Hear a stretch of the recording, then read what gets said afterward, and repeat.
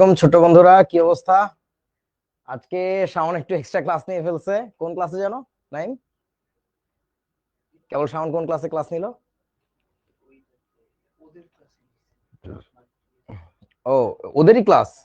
ও তো ওদের একটা ব্রেক দেওয়া দরকার ছিল তো। আচ্ছা, ওকে, ঠিক আছে। ওদের কি এক্সট্রা মানে ওই যে অ্যাডভান্স প্রবলেম সলভ হয়েছে তোমাদের নাকি? আচ্ছা আচ্ছা, ওকে।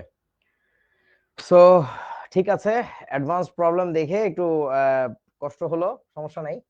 সো ক্লাস কেমন লাগছে একটু জানাও তো দেখি। ওদের কি কমেন্ট অফ করা? অন করে দাও। হুম, জোস ক্লাস জোস, এই তো এইটাই এইটাই spirit. That is the thing, যে তোমার যত কষ্টই হোক একটু অগ্রণী ভূমিকা পালন করতে হবে, একটু প্রেসার নিতে হবে, তা নাহলে আসলে এক্সট্রা জিনিসপত্র শেখা যায় না। এনিওয়ে, চলো আজকে পড়াশোনা শুরু করি আমরা।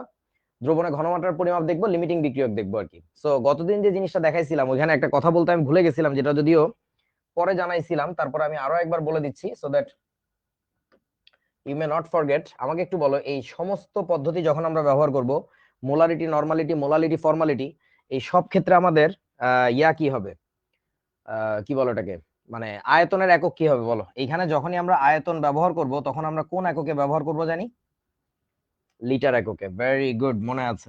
আর এই সমস্ত পদ্ধতি যখন ব্যবহার করব তখন যখনই আমাদের আয়তন প্রয়োজন হবে তখন আমরা আয়তন কোন পদ্ধতিতে ব্যবহার করব বলেন? সিসিতে। Very good. সিসি বা মিলিলিটার, মিলিলিটার বা হচ্ছে কি এটাকে বলে সেন্টিমিটার কিউব। সো এই পদ্ধতিগুলোর যে কোনো একটা ব্যবহার করব। ওকে, সো মোলালিটি জিনিসটা তো বলা হয় নাই, এই জিনিসটা আমি বই ঘেটে খুব অবাক হয়ে গেলাম। সেটা হচ্ছে যে এই জিনিসটা বর্তমান সিলেবাস থেকে টোটালি বাদ দিয়ে দিছে। সো মোলালিটি এবং নরমালিটি দুইটা কনসেপ্টই বাদ দিয়ে দিছে। নরমালিটি তো পড়া হয়ে গেছে, এটা হচ্ছে আউট অফ সিলেবাস বর্তমানে। সো এটা নিয়ে SYLLABUS, out of syllabus. So এই জিনিসটার ব্যাপারটা হচ্ছে কি, যে যেহেতু বইতে নাই তেমন একটা, মানে হাজারি স্যারের বইতে স্পষ্ট বলছে এটা বইতে নাই, আর গুহ স্যার আর লিঙ্কন স্যারের বইতে কিছুটা সংজ্ঞা দিয়ে দিছে। সো এই জন্য আমরা ডেফিনেশনটা জাস্ট বুঝাই দিচ্ছি, যে ডিফারেন্সটুকু একটু বোঝার চেষ্টা করো। সেটা হচ্ছে যে নির্দিষ্ট তাপমাত্রায় 1000 গ্রাম বা 1 কেজি দ্রাবকে, খেয়াল করো এই সবগুলো ক্ষেত্রে ছিল কিন্তু কি বলতো, ঘনমাত্রা মানে ছিল দ্রব ডিভাইডেড বাই ছিল হচ্ছে দ্রবণ, দ্রব ডিভাইডেড বাই দ্রবণ। একমাত্র মোলালিটির ক্ষেত্রে হচ্ছে দ্রব ডিভাইডেড বাই হচ্ছে দ্রাবক, অর্থাৎ একক পরিমাণ দ্রাবকে হিসাব করা হয় এবং সেই দ্রাবকটাকে কিসে নেওয়া হয়? ভরে নেওয়া হয়। এইখানে যেমন মোলারিটি মানে কি ছিল? দ্রব ডিভাইডেড বাই দ্রবণ, দ্রব ডিভাইডেড বাই দ্রবণ। এবং দ্রবটাকে কিসে নিতাম? মোল এককে, আর দ্রবণটাকে কিসে নিতাম? লিটার এককে আমরা। আর এই ক্ষেত্রে দ্রবটাকে এখনো মোলে নিতে হবে, আর দ্রাবকটাকে নিতে হবে কিসে? কেজি এককে। দ্রাবকটাকে নিতে হবে কেজি এককে, যে প্রতি কেজির মধ্যে হিসাব করতে হবে। ঠিক আছে? তাহলে এখানে কি বলছে? 1000 গ্রাম বা 1 কেজি দ্রাবকে যত মোল দ্রব দ্রবীভূত থাকে তাকে ওই দ্রবণের মোলালিটি বলে। প্রতি কেজি দ্রাবকে যত মোল দ্রব থাকে। তোমরা কি বুঝিয়াছো ব্যাপারটা? তাহলে আমরা এখন যদি হিসাবটা করতে যাই তাহলে কেমন হবে? তোমার এই যে ধরো এখানে ডাব্লিউ কেজি দ্রাবক আছে। এই কেটে দে তো এটা। ও সরি, থাক, ব্যাগের মধ্যে, একটু ব্যাগটা বের করতো, ব্যাগের মধ্যে ফোন আছে। ডাব্লিউ কেজি দ্রাবক ধরো, আর এর ভিতরে যে দ্রবটাকে দেওয়া হয়েছে ধরে নাও এই দ্রবটা হচ্ছে আমাদের এন মোল। সো তাহলে আমরা কি বলবো? ব্যাগের ভিতরে একটা আইফোন আছে, দেখো, ফার্স্ট পকেটে। আচ্ছা, তাহলে আমরা বলবো হচ্ছে যে ডাব্লিউ কেজি দ্রাবকে দ্রব আছে কতটুকু? এন মোল। অতএব 1 কেজি দ্রাবকে দ্রব থাকবে কত? এন ডিভাইডেড বাই ডাব্লিউ, এত মোল। এই জিনিসটাকে আমরা বলবো হচ্ছে, এই বস্তুটাকে আমরা বলবো হচ্ছে ওই দ্রবণের মোলালিটি। ছোট হাতের এম দিয়ে এটাকে নরমালি প্রকাশ করা হয়। এটাই হচ্ছে তোমার মোলালিটি, এটাই হচ্ছে মোলালিটি। ঠিক আছে? যে ক্ষেত্রে ডাব্লিউটা হচ্ছে কি দ্রাবকের ভর, আর ডাব্লিউটা এনটা হচ্ছে কি দ্রবের মোল সংখ্যা। ঠিক আছে, বোঝা গেছে? আচ্ছা, ওকে। এবার আসো, সো পার্সেন্টেজ ক্যালকুলেশন গতদিন যে আমি তোমাদেরকে একটু দেখিয়ে দিয়েছিলাম ওই জিনিসটা একটু ডিটেল যেতে হবে এখন। সেটা হচ্ছে আমাদের রেশিও হইতে পারে কি কি? ডাব্লিউ বাই ভি রেশিও হইতে পারে, ডাব্লিউ বাই ভি রেশিও হইতে পারে, ডাব্লিউ বাই ডাব্লিউ রেশিও হইতে পারে। এটা সবচেয়ে ইম্পর্টেন্ট বলছিলাম, 1 নাম্বার প্রায়োরিটি পাবে, এটা 2 নাম্বার প্রায়োরিটি, তারপরে শিখবা এটা 3 নাম্বার প্রায়োরিটি, 4 নাম্বার প্রায়োরিটি হচ্ছে এটা। সো এই চারটা জিনিস হইতে পারে আমাদের, তার মধ্যে হচ্ছে তোমাদের সবচেয়ে ইম্পর্টেন্ট এটা নিয়ে আমরা বেশি আলোচনা করব। এবং এখানে একটা কথা লেখা আছে, পার্সেন্টেজের পরে কিছু দেওয়া যদি দেওয়া না থাকে, পার্সেন্টেজের পরে যদি তোমাকে কিছু দেওয়া না থাকে, তাহলে ধরে নিতে হবে বাই ডিফল্ট এটা হচ্ছে W/V এর রেশিও। সবচেয়ে কমন যেটা ওইটা ধরে নিতে হবে W/V এর রেশিও, ঠিক আছে? আচ্ছা, ওকে। সো এখন আপেক্ষিক গুরুত্ব কি এটা নিয়ে একটু আলোচনা হবে। এটা কিন্তু তোমাদের বইতে আলোচনা নাই, আমাদের সময় ক্লাস 9-10 আমরা শিখতাম। সো এই জিনিসটা একটু ভালো করে দেখে নাও। আপেক্ষিক গুরুত্বকে ইংরেজিতে বলে স্পেসিফিক গ্র্যাভিটি। সো আপেক্ষিক গুরুত্ব জিনিসটা কি, এটাকে SPGR দিয়ে লেখা হয়। সো স্পেসিফিক গ্র্যাভিটি হচ্ছে একটা অনুপাত। কিসের অনুপাত? দেখো একটা অনুপাত। সো এটা বড় করে দাগ নিলাম। দেখো উপরে থাকবে হচ্ছে যে কোনো পদার্থের ভর, উপরে থাকবে যে কোনো পদার্থের ভর, উপরে থাকবে যে কোনো পদার্থের ভর, যে কোনো পদার্থের ভর।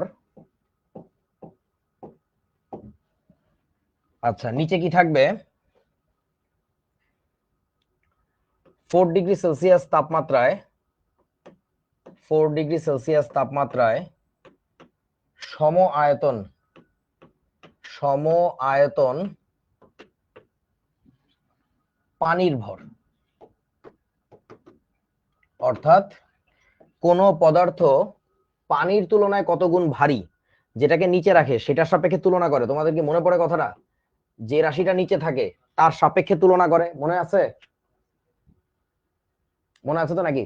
আচ্ছা, সো ওই জিনিসটাই, যে কোনো পদার্থের ভর ডিভাইডেড বাই 4 ডিগ্রি সেলসিয়াস তাপমাত্রায় সমায়তন পানির ভর। এখন আমি একটা কাজ করতে চাই, এটাকে একটু ম্যাথমেটিক্যালি ডিরাইভ করতে চাই একটু নতুন ভাবে। আমি নিতে চাই হচ্ছে উপরে ওই পদার্থটার, কোন একটা পদার্থ নিছি, কোন একটা লোহা, তুলা, হোয়াট এভার ইউ উইশ, কাঠ। তাহলে উপরে নিতে চাই পদার্থের 1 মিটার কিউব এর ভর, উপরে নিতে চাই 1 মিটার কিউবের ভর। নিচে তাহলে নিতে হবে কি, যেহেতু বলছে সম আয়তন, তার মানে কি 4 ডিগ্রি সেলসিয়াস তাপমাত্রায়, তাহলে এখন নিতে হবে 4 ডিগ্রি সেলসিয়াস তাপমাত্রায় সম আয়তন পানির ভর। সম আয়তন বলতে কতটুকু আয়তনের পানির ভর? তাহলে এখানে হবে হচ্ছে তোমার 1 মিটার কিউব পানির ভর। এখানে নিতে হবে তোমার 1 মিটার কিউব পানির ভর, ঠিক আছে? 4 ডিগ্রি সেলসিয়াস তাপমাত্রায় 1 মিটার কিউব পানির ভর। এখন বলো তো এই জিনিসটাকে আমরা কি বলতে পারি? 1 মিটার কিউব পানির ভর আছে, এটাকে আমরা কি বলতে পারি বলেন? এটাকে আমরা লিখতে পারি 1 মিটার কিউব পানির ভর, এটাকে আমরা লিখতে পারি ডেনসিটি অফ ওয়াটার DW। লেখা যায় 4 ডিগ্রি। কেন স্যার এটা জানো না? 4 ডিগ্রি সেলসিয়াস তাপমাত্রায় পানির যে ঘনত্ব সবচেয়ে বেশি, সবচেয়ে গাঢ় থাকে, এই কারণে 4 ডিগ্রি সেলসিয়াস তাপমাত্রায় পানি নিয়ে অনেক মাতামাতি করা হয়। এটা শোনো নাই কোনোদিন? 4 ডিগ্রি সেলসিয়াস কেন, কি একটা অদ্ভুত ব্যাপার। স্ট্যান্ডার্ড একটা ডেটা। তোমরা যে জানো যে পানির ঘনত্ব 1000 কেজি পার মিটার কিউব, এটা কোথায় জানো? এটা 4 ডিগ্রি সেলসিয়াস তাপমাত্রায়, সব তাপমাত্রায় না তো। ফিজিক্সের লোকজনরা দেখবা 300 ডিগ্রি সেলসিয়াস তাপমাত্রা পানি হলেও বসাই দিতেছে চোখ বন্ধ করি যে 1000 কেজি পার মিটার কিউব। ওটা তো শুধুমাত্র 4 ডিগ্রি সেলসিয়াস তাপমাত্রায়। সো ওইসব জায়গায় কেন কনভার্ট করে না? কারণ হচ্ছে ওটা অঙ্কের জটিলতা বাড়ে। তোমার মেইন আইডিয়াটা বোঝানো হচ্ছে, দ্যাটস ওয়াই আর কি, বুঝিয়াছো? আচ্ছা, এবার আসো উপরে কি থাকবে, কোন একটা পদার্থের 1 মিটার কিউবের ভর, এটাকে আমরা কি বলি জানো? ডেনসিটি, ওই পদার্থটার ডেনসিটি। তাহলে বাম পাশে কি থাকলো? যে কোনো পদার্থের স্পেসিফিক গ্র্যাভিটি, এটা হচ্ছে ওই পদার্থের ঘনত্ব ডিভাইডেড বাই পানির ঘনত্ব। ওই পদার্থের ঘনত্ব ডিভাইডেড বাই পানির ঘনত্ব, এই কথাটা বলা যায়। তোমরা কি বুঝিয়াছো আমার কথা? বলা যায় তো না? আচ্ছা, তাহলে এবার আমরা আরেকটা কাজ করব। সেই কাজটা হচ্ছে দেখো, দেখো সেটা হলো ডি ইকুয়াল টু, তাহলে বলা যায় ডি ইকুয়াল টু ডেনসিটি, কোন পদার্থের ডেনসিটি ইকুয়াল টু ওই পদার্থটার স্পেসিফিক গ্র্যাভিটি নিতে হবে, গুণ করতে হবে হচ্ছে পানির ঘনত্ব দিয়ে। এই কথাটা কি বলা যায়? দেখেন তো, যে কোনো পদার্থের ঘনত্ব বের করতে গেলে তার স্পেসিফিক গ্র্যাভিটির ভ্যালু জানা থাকবে এবং ওইটাকে আমরা গুণ করব হচ্ছে পানির ঘনত্ব দিয়ে। এখন তোমরা আমাকে একটা কথা বলো, এই পানির ঘনত্ব DW, এই DW এর ভ্যালুটা SI পদ্ধতিতে কত? আর এই DW এর ভ্যালুটা CGS পদ্ধতিতে কত? এটা যদি SI হয় তাইলে কত, আর যদি CGS হয় তাইলে কত? বলো। যদি আমাদের এসআই হয় তাহলে হচ্ছে 1000 কেজি পার মিটার কিউব, আর এটা যদি হয় তাহলে হচ্ছে কত হয়, কেজি কে সিসি গ্রামে কনভার্ট করবা, মিটার কিউবকে সিসিতে কনভার্ট করবা, এই মানটা দেখবা আসবে 1 গ্রাম/সিসি। এটা হচ্ছে পানির ঘনত্ব। তোমরা কি বুঝিয়েছো আমার কথা? এই কনসেপ্টটা তোমাদের দ্রাব্যতার অঙ্কেও কাজে লাগবে, দ্রাব্যতার অঙ্কেও কাজে লাগবে। আচ্ছা, সো পানির ঘনত্ব তুমি জানো 1000, তোমরা একক বলো না, কারণ কি ওইটা সবসময় এসআই পদ্ধতিতে করা হয়, ফিজিক্সের অঙ্ক। কিন্তু তোমার কোনো বন্ধু যদি ক্লাসের মধ্যে হঠাৎ চিৎকার করে উঠে বলে 1, তাকে মাইরো না, তাকে পিডাইও না, তার কথাটা শোনো, তার কথাটা বোঝার চেষ্টা করো। সে বলতেছে কোন এককে বলো তো? সে বলতেছে সিজিএস এককে। তোমরা কি বুঝিয়েছো আমার কথা? ডিডব্লিউ মানে ডেনসিটি অফ ওয়াটার, যেটাকে তোমরা রো দিয়ে লেখো, রো ডাব্লিউ। ওকে, সো বুঝা গেল। তাহলে এখন একটা কথা কি বলা যায় দেখেন তো, খেয়াল করে। আমি এই জিনিসটুকুকে একটু কপি করে নিয়ে যাই, এই বস্তু দুটাকে একটু কপি করে নিয়ে যাই, আমার খুব কাজে লাগবে, প্রচন্ড কাজে লাগবে। Control C, control V. So ওইখানে থাকুক। তার মানে একটা কথা বলো তো, কোন পদার্থের তোমার কাছে ডেনসিটি জানা, সরি মানে কোন পদার্থের তোমার কাছে স্পেসিফিক গ্র্যাভিটি জানা আছে? ও তার আগে একটু বলো না, স্পেসিফিক গ্র্যাভিটির একক কি? কোন পদার্থের স্পেসিফিক গ্র্যাভিটির একক কি বলেন তো? নাই। গুড, এই বস্তুটার কোনো একক নাই, একক বিহীন, কারণ একই জাতীয় দুইটা রাশির অনুপাত। ওকে, তাহলে এখন ঘটনা হচ্ছে specific gravity is equal to, আমরা কি লিখবো? স্পেসিফিক গ্র্যাভিটি ইকুয়াল টু আমরা কি লিখবো বলো তো? কি হবে? কোন একটা পদার্থের স্পেসিফিক গ্র্যাভিটি ধরো তোমার জানা আছে, এখন তুমি তার ঘনত্ব বাইর করবা। তোমরা কি জানো ডেনসিটি বাইর করতে গেলে তাকে তুমি গুণ করবা 1000 দিয়ে, গুণ করার পরে এখানে একটা একক লিখতে হবে। বলেন তো কি, কত লিখতে হবে এখানে? Kg per metre cube. এখানে লেখা লাগবে কেজি পার মিটার কিউব, কারণ হচ্ছে তুমি স্পেসিফিক গ্র্যাভিটিকে গুণ করছো 1000 দিয়ে, 1000 দিয়ে গুণ করার মানে হচ্ছে তুমি এসআই পদ্ধতিতে কাজ করতেছো। তার মানে ওই পদার্থটার ঘনত্ব বের হয়েছে তোমার কাছে কোন এককে? কেজি পার মিটার কিউব এককে। অথবা তুমি এখন আরেকটা কাজ করতে পারো, সেই কাজটা হচ্ছে তুমি তুমি দেখো ডেনসিটি ইকুয়াল টু এতকে গুণ করে দিবা কত দিয়ে? 1 দিয়ে। এটাকে গুণ করে দিবা হচ্ছে 1 দিয়ে। তারপরে তুমি এখানে কি লিখবা জানো? এখানে তুমি লিখবা হচ্ছে গ্রাম পার সিসি। অর্থাৎ কোন পদার্থের স্পেসিফিক গ্র্যাভিটি জানা থাকলে ওইটাকে ডিরেক্টলি তুমি ঘনত্ব হিসাবে ব্যবহার করতে পারো। আমার কথা কি বুঝিয়েছো? স্পেসিফিক গ্র্যাভিটি যা, ঘনত্ব তাই। শুধুমাত্র স্পেসিফিক গ্র্যাভিটির লেজের গোড়ায় লিখে দিতে হবে গ্রাম পার সিসি, তাইলে খেলা শেষ। অথবা চাইলে লিখতে পারো গ্রাম পার মিলিলিটার। আমার হুজুরেরা কি বুঝছেন? আচ্ছা, ইয়াকুব একটা বেকুবের মতো প্রশ্ন করছে, এই পোলাটা সবসময় বেকুবের মতোই প্রশ্ন করে।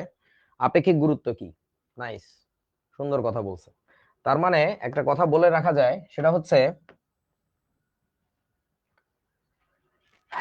সিজিএস পদ্ধতিতে, সিজিএস পদ্ধতিতে কোন পদার্থের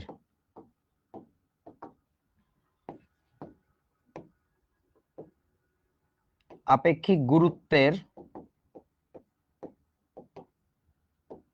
মান ই হলো ঘনত্ব। আপেক্ষিক গুরুত্বের মানই হলো ঘনত্ব। বুঝিয়াছো তোমরা? ওকে, এবার আসো, তোমাকে একটা প্রশ্ন করা হয়েছে, সেই প্রশ্নটা হলো P%W/V দ্রবণের মোলারিটি কত? গতদিন আমরা অঙ্ক করে দেখছিলাম, আজকে একটা এম্পিরিক্যাল ডেটা নিলাম। গতদিন দেখছিলাম 5% 7% থাকলে কি হয়। এখন একটা মানে একটা রাশি ধরছি যেন আমরা একটা সূত্র বানাইতে পারি। আমার কথা কি বুঝিয়াছো? সিয়াম বলতেছে গুড কোয়েশ্চেন, তোরা হাসোস কেন? আইসে আমার দরদি। গুড কোয়েশ্চেনের উত্তর গুড টাইমে দেওয়া হয়েছে, ব্যাড টাইমে এসে তো বললে হবে না। স্থানকাল পাত্র বুঝতে হবে, কাকে বলতেছো, কোথায় বলতেছো, কখন বলতেছো। তো তুমি স্থানকাল পাত্র যদি না বোঝো, আ জায়গায় কু জায়গায় বেকুবের মানে আলতু ফালতু প্রশ্ন করলে তোমাকে মানুষ বেকুব বলবে। তো ওরা হাসোস কেন বোঝো না? ওরা কারণ স্বাভাবিক লোক, অস্বাভাবিক লোক হলে তো সমস্যা। P%W/V দ্রবণের মোলারিটি কত?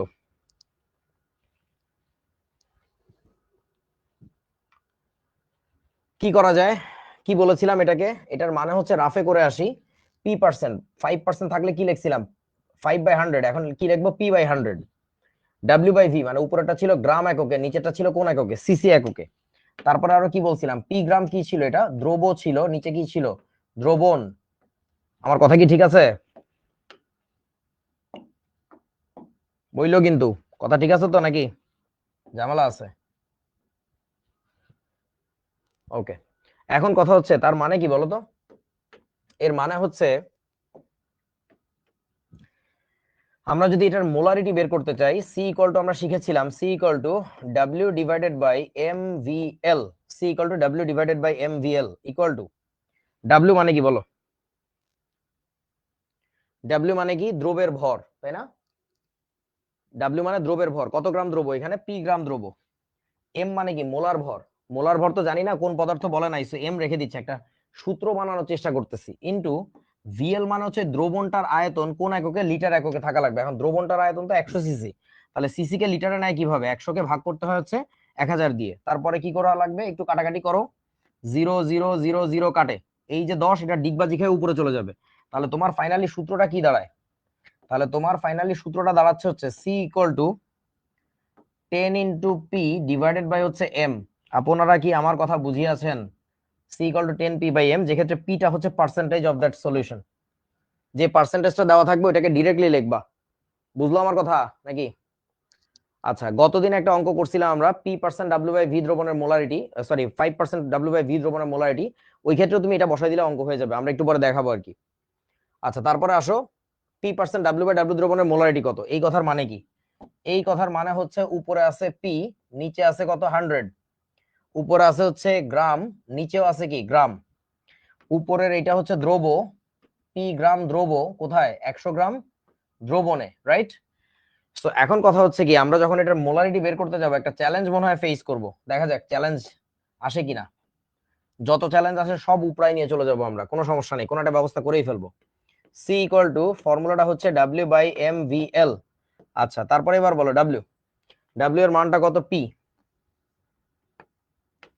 ডাব্লিউ এর মানটা হচ্ছে পি। এম এর ভ্যালুটা কত, এম এর ভ্যালু এখনো তোমার এম। এবার বলো ভিএল, হোয়াট ইজ ভিএল?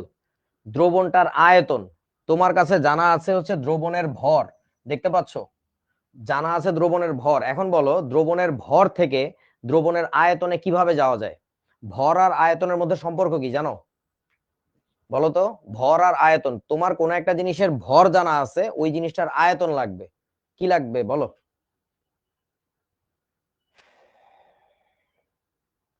সমানুপাতিক তো বুঝলাম, সেটা কি? আরে ছাগল, কেউ বোঝে না। m/v মানে কি বোঝো? ভর ভাগ আয়তন, এটার মানে বুঝো? এটার মানে কি? এটার মানে হচ্ছে ঘনত্ব। অর্থাৎ কোন পদার্থের ভর জানা আছে, তোমার যদি আয়তন প্রয়োজন হয়, you need to know the density of that material. আমার কথা বোঝো নাই? ডেনসিটি লাগবে, ডি। তার মানে হচ্ছে এই অঙ্ক করা যাবে না, এটা কি আপনারা বুঝতেছেন? এই অঙ্ক করা সম্ভব না, ডেটা নাই, ঘনত্ব কত তা তো জানি না। ভালো করে বোঝ। আমার কিছু পোলাপাইন দেখে হিংসা লাগতো ক্লাসে, ওদেরকে অঙ্ক দিলেই যে করে ফেলে তা না, ওরা খুব স্মার্ট পোলাপাইন, ওরা অঙ্ক দেখে কিছুক্ষণ তাকায় থেকে বলে স্যার এই অঙ্ক করা যাবে না। কেন করা যাবে না? ও জানে এই অঙ্ক কি ডেটা না হইলে করা সম্ভব না। বুঝিয়াছো? আচ্ছা, তাহলে এখন বলো, এই অঙ্কের ব্র্যাকেটে তোমার কাছে একটা তথ্য দেওয়া থাকতে হবে, হোয়াট ইজ দ্যাট? যেখানে বলা থাকতে হবে ঘনত্ব কত। এখন বলো কার ঘনত্ব লাগবে, এখানে এখানে কার ঘনত্বটা ঝামেলা করছে, দ্রব নাকি দ্রবণ, কে? দ্রাবক, ইন্না লিল্লাহি ওয়া ইন্না ইলাইহি রাজিউন। আরে ভাই, ঝামেলা করতেছে তো দ্রবণ, দ্রবের ডেটা তো পেয়ে গেছি, দ্রবের ডেটা তো পি। আমার ঝামেলা তো হয়েছে দ্রবণটাকে নিয়ে, তাই না? তাহলে এখন তোমার অঙ্কের মধ্যে এটাতে দেওয়া থাকতে হবে যে দ্রবণের ঘনত্ব কত। এটা দেওয়া না থাকলে এই অঙ্ক করা সম্ভব না। তো ধরে নিলাম দ্রবণের ঘনত্ব হচ্ছে দেওয়া আছে ডিএসএন, এবং সেটা দেওয়া আছে কোন এককে তাও বলে দেই। এটা তোমার কাছে দেওয়া আছে হচ্ছে গ্রাম পার সিসি এককে ধরে নাও, অন্য এককেও থাকতে পারে, বাট নরমালি এই এককেই থাকে, এই জন্য লিখছি এটা ডিএসএন। এসএন বলতে সলিউশন বোঝাচ্ছে, ঠিক আছে? ওকে, মিস টাইপ না, আমরা ইচ্ছা করে রাখি নাই। কেন রাখি নাই? তোমাদেরকে শেখানোর জন্য, যেন তোমরা নিজেরাও অঙ্ক দেখে বলে দিতে পারো এই অঙ্কে এই ডেটাটা মিসিং। বুঝিয়াছো কি?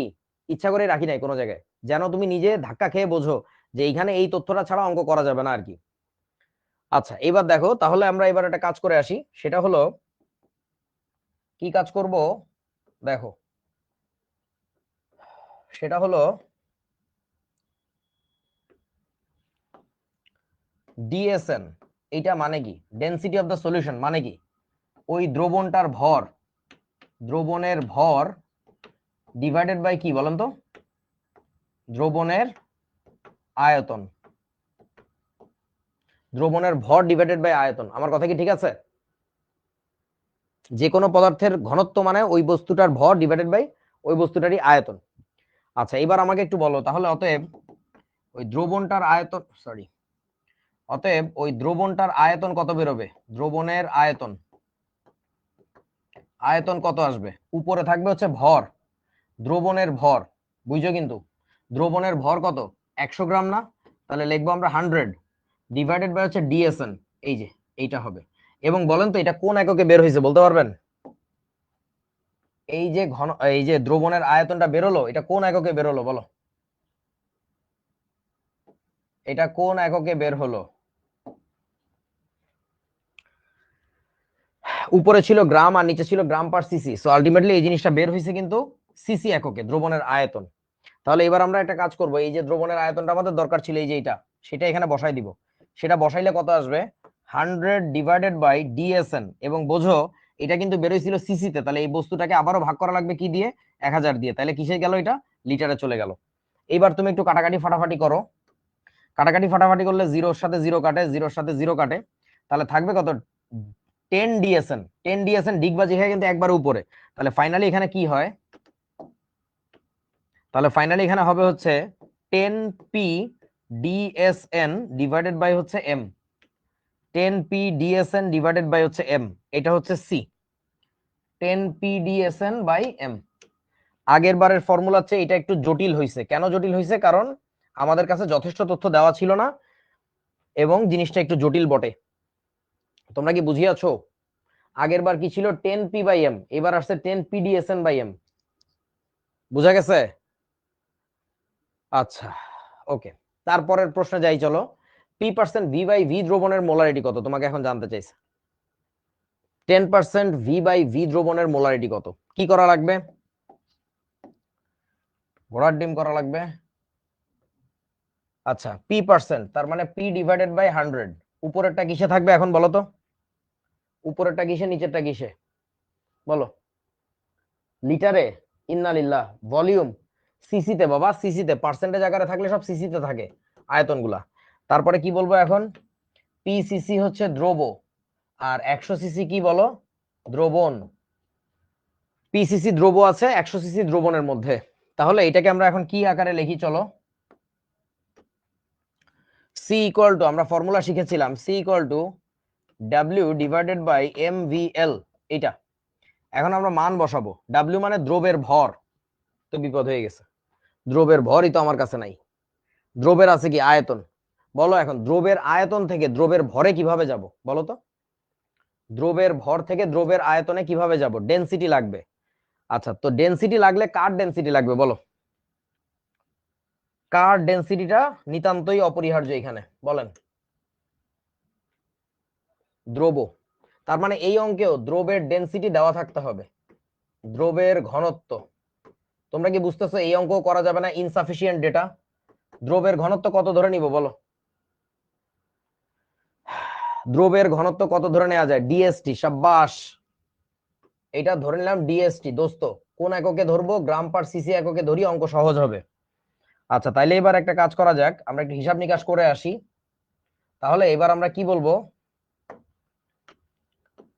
আমরা এবার বলিব হইতেছে ডিএসটি, এটা মানে হচ্ছে উপরে থাকবে দ্রবের ভর ডিভাইডেড বাই দ্রবের আয়তন। দ্রবের আয়তন। আচ্ছা, তারপরের লাইনে আমরা কি বলবো? ডিএসটি মানে কি? ডিএসটি মানে কি সেটার ডেটা তো আমার কাছে দেওয়া আছে, কিছু একটা তো অঙ্কে বলা থাকবে। তাহলে এখন আমার লাগবে কি? দ্রবের ভর। তাহলে অতএব দ্রবের ভর আসবে হচ্ছে ডিএসটি ইনটু দ্রবের আয়তন। দ্রবের আয়তন। আচ্ছা, এবার দেখো ডিএসটি তো থাকলো, ইনটু দ্রবের আয়তন কত ছিল আমার কাছে? পিসিসি। তাহলে বসাই দিব পি, এবং তাহলে এককটা কি আসবে বলতো? এটা ছিল গ্রাম পার সিসি, গ্রাম পার সিসি, আর এটা ছিল শুধু সিসি। কাটাকাটি যে শুধুমাত্র থাকবে কি বলেন তো? গ্রাম। তোমরা কি বুঝিয়াছো আমার কথা? তাহলে এই যে তোমার দ্রবের ভর, এই মানটা নিয়ে বসাই দিবা ওই জায়গায়। তাহলে দ্রবের ভর ডাব্লিউ এর জায়গায় বসাবো আমরা হচ্ছে ডিএসটি ইনটু হচ্ছে পি ডিভাইডেড বাই, এটা কিন্তু গ্রামে ছিল, সো গ্রামেই তো থাকে নাকি অন্য কিছুতে থাকে, গ্রামেই থাকে মনে রাখো কিন্তু, বাই হচ্ছে এম এর মান তো এম ইনটু ভিএল মানে দ্রবণটার আয়তন লাগবে লিটার এককে। সো দ্রবণের আয়তন কিন্তু আছে তোমার কাছে কিসে, সিসিতে, 100 সিসি। তাহলে তুমি বসাও 100 ডিভাইডেড বাই হচ্ছে 1000, করলে কত আসে দেখেন তো। এটা করলে আসে হচ্ছে 0000 কেটে যায়, তাহলে 10টা লাভ দিয়ে উপরে যাবে। তাহলে আমরা এখন কি করব, সি ইকুয়াল টু লিখতে পারবো 10 পি ডিএসটি ডিভাইডেড বাই হচ্ছে M. Look at this thing, look at this thing, 10 pdst by m। এবং তোমরা কি পার্থক্য খুঁজে পাও? পার্থক্যটা কি? ওই ডেনসিটিটাকে জাস্ট গুণ করে দিছে, আর কিছু করা নাই। বুঝিয়াছো? সিম্পল। আগের বার ছিল 10 pdsn by m, এবার হচ্ছে 10 pdst।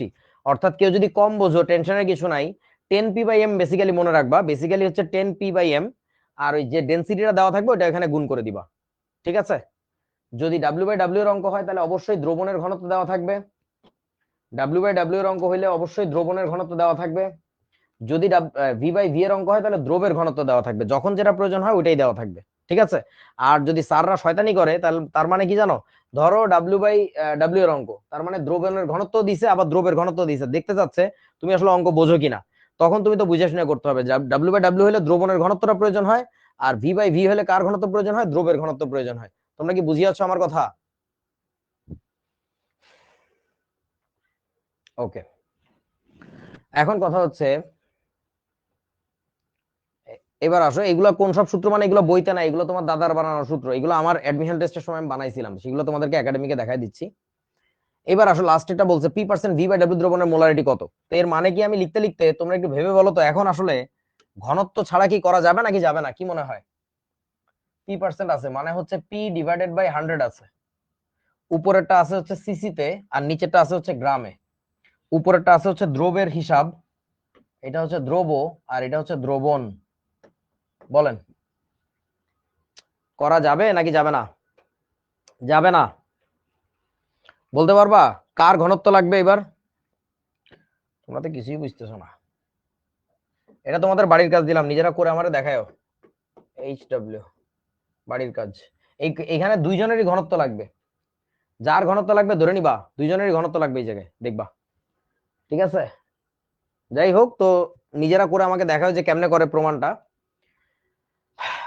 লাস্ট এই কথাটা আরো একবার বলে দেই, পার্সেন্টেজের পরে কিছু দেওয়া না থাকলে W by V, V by V কিছু বলে নাই, ডাব্লিউ বাই ডাব্লিউ কিছু না বললে কি করবা, বাই ডিফল্ট ধরে নিবা ডাব্লিউ বাই ভি এর রেশিও আছে, এটা এটা ধরে নিতে হবে যে ডাব্লিউ বাই ভি এর রেশিও। বুঝিয়াছো?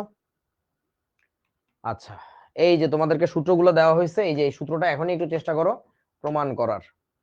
এই যে এটা, এটা দেখবা যে দুইটারই ঘনত্ব লাগে, সলিউশনেরটাও লাগবে, সলভেন্টেড সলিউটেডটাও লাগবে, সো দুইটাকে গুণ করে দিতে হয়। দেখো 10 P by M, 10 PDSN by M, 10 PDST by M, 10 PDSN ST by হচ্ছে এম। বুঝিয়াছো? তোমরা এখনই একটু সূত্রটা প্রমাণ করার চেষ্টা করো তাড়াতাড়ি, 5 মিনিট সময় দিলাম, ফাস্ট।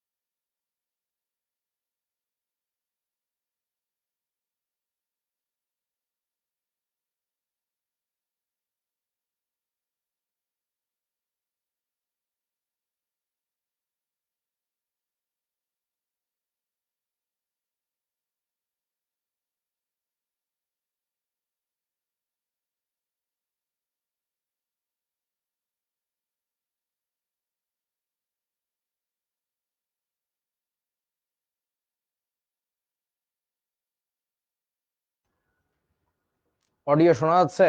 একটু বলো তো, is everything okay are not? আচ্ছা, চলো এবার অঙ্ক করি। 5% সোডিয়াম হাইড্রোক্সাইড দ্রবণের ঘনমাত্রা মোলারিটিতে কত? প্রথমে আমরা একটু মানে ভেঙে চুরে করব। এটাকে তুমি রাফে করবা, এবং দেখো এখানে কোনো কিছু লেখে নাই, W/V W/W। যদি কিছু না বলে তাহলে কোনটা ধরতে হয় বলেন তো আমাকে একটু। কিছু না বললে কোনটা ধরতে হয়, W/V নাকি W/W, কোনটা? W/V। আচ্ছা, তাহলে যদি W/V হয়, এটাকে আমরা রাফে করে আসি। সেটা হচ্ছে 5/100, উপরে থাকবে গ্রাম, নিচে থাকবে হচ্ছে সিসি। এইটা হচ্ছে দ্রব, এটা হচ্ছে দ্রবণ। এটা তুমি রাফে লিখবা, লেখার পরে লিখবা যে 5% W/V sodium hydroxide, sodium hydroxide দ্রবণের অর্থ হলো, ওটা রাফে লেখার পরে এটা লিখবা, অর্থ হলো 100 সিসি দ্রবণে দ্রব আছে কতদূর, 5 গ্রাম। তারপরে আমরা কি করতে পারবো এখানে, তারপরে আমরা এখানে করতে পারবো C = W/MVL, এটা করতে পারবো। মান বসাই এবার। W এর মান হচ্ছে 5 গ্রাম, M হচ্ছে কত, সোডিয়াম হাইড্রোক্সাইড যেহেতু, তাহলে হচ্ছে 40, ইনটু VL মানে দ্রবণটার আয়তন, দ্রবণটার আয়তন ছিল 100 সিসি, তাহলে হচ্ছে 100 ডিভাইডেড বাই কত বসাবো আমরা, 1000। কত আসে এটা, শূন্য শূন্য কেটে দেখো কত হয়। এখানে ক্যালকুলেট করলে আসবে হচ্ছে 1.25 M, that is the answer. এখন এই অঙ্কটাকে আমরা একটু বিকল্প পদ্ধতিতে করে দেখি, শর্টকাট মাইরে দেখব। রিটার্ন পরীক্ষা না, অবজেক্টিভ পরীক্ষা খুব কাজে লাগবে। রিটার্নেও বসাইতে পারো, না বসানো ভালো। সো ফর্মুলাটা কি ছিল, 10p/m, মনে পড়ে 10p/m? তাহলে এখানে কত হবে, 10 ইন্টু পার্সেন্টেজটা বসাইতে হবে। পার্সেন্টেজ ছিল 5, ডিভাইডেড বাই m হচ্ছে কত, 40। সোডিয়াম হাইড্রোক্সাইড যেহেতু 50/40 সেম ভ্যালুই আসে, 50/40 সেম ভ্যালু আসবে 1.25। তোমরা কি বুঝিয়েছো আমার কথা? এটা হচ্ছে 1.25 m, that is the answer. বুঝলে তো? আচ্ছা, এবার আসো, শর্টকাট সূত্র অ্যাপ্লাই করো, সেম আসে আর কি। 10% সোডিয়াম কার্বনেটের 300 মিলিলিটার দ্রবণে কত মোল দ্রব আছে? 10% এটা বলছে, তার মানে এটা হচ্ছে W/V, তার মানে 10 ডিভাইডেড বাই হচ্ছে 100। 10 উপরে ছিল গ্রাম, নিচে ছিল সিসি। 10 গ্রাম দ্রব, 100 সিসি কোথায়, দ্রবণে। 300 মিলিলিটার দ্রবণে, এটা হচ্ছে আমাদের ভলিউম। কত মোল দ্রব আছে, কত মোল দ্রব আছে, দ্রবের মোল সংখ্যা লাগবে। এখন খেয়াল করো কিভাবে করা যায়। আমরা একটা সূত্র শিখছিলাম, C = W/MVL। এখানে আমি একটা কাজ করতে চাচ্ছি, সেটা হচ্ছে C = W/M মানে কি, দ্রবের মোল সংখ্যা না? W/M মানে কি, দ্রবের মোল সংখ্যা না? দ্রবের ভর বাই দ্রবের মোলার ভর মানে কি, দ্রবের মোল সংখ্যা, তাই তো? তাহলে এখানে লেখা যাচ্ছে ছোট হাতের n ডিভাইডেড বাই হচ্ছে VL। কথা কি বুঝিয়াছো?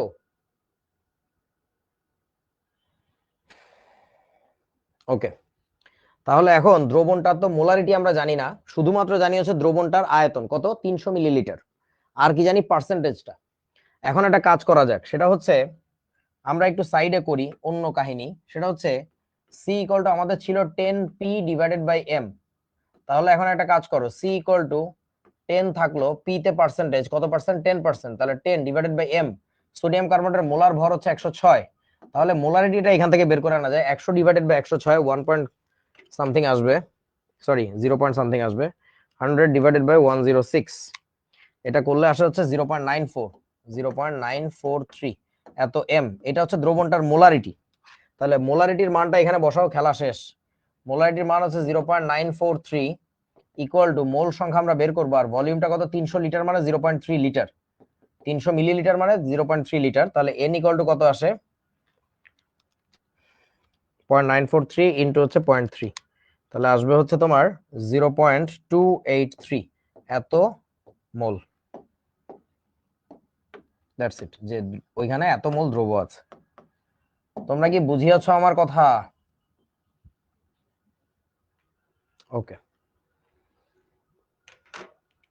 একটা ছেলে মিস্টার মাশরাফি হৌলাদার, HOW হৌলাদার, হৌলাদের, 1900। তুই এখন যেটা করতেছস তুই ওটাই করবি সারা জীবন। ও এসএসসি তে নাকি কিছু পড়ে নাই, পড়ি নাই, পড়ি, পর আর শিকারেরই পড়ি নাই, তো জানেও না যে পড়ি নাই শব্দটা পড়ি নাই না, পড়ি নাই। তুই এখন যেটা করতেছিস সারা জীবন ওটাই করবি। ওকে। 10% সালফিউরিক অ্যাসিডের ঘনমাত্রা নরমালিটিতে কত? 10% সালফিউরিক অ্যাসিডের ঘনমাত্রা নরমালিটিতে কত? সো আমাদের নরমালিটি বের করতে হবে, এটা তো পার্সেন্টেজ ছিল, পার্সেন্টেজ থেকে আগে মোলারিটিটা বের করে ফেলি। C equal to 10p divided by m, তাহলে আমাদের কত আসবে এটা? 10 into percentage 10 divided by m হচ্ছে 98, 100 ডিভাইড বাই 98 কত হয় এটা? 100 divided by 98, 100 divided by 98 1 point something আসবে, 1 পয়েন্ট কত? হ্যাঁ 100 ডিভাইডেড বাই 98, ও 9.8 দিয়ে ফেলছিলাম, 1.02, 1.02 m। এখন তাহলে নরমালিটি বের করতে হবে। নরমালিটি n ইকুয়াল টু কি ছিল? c into e। c হচ্ছে 1.02 ইনটু তুল্য সংখ্যা হচ্ছে 2, তার মানে 2.04 এত n।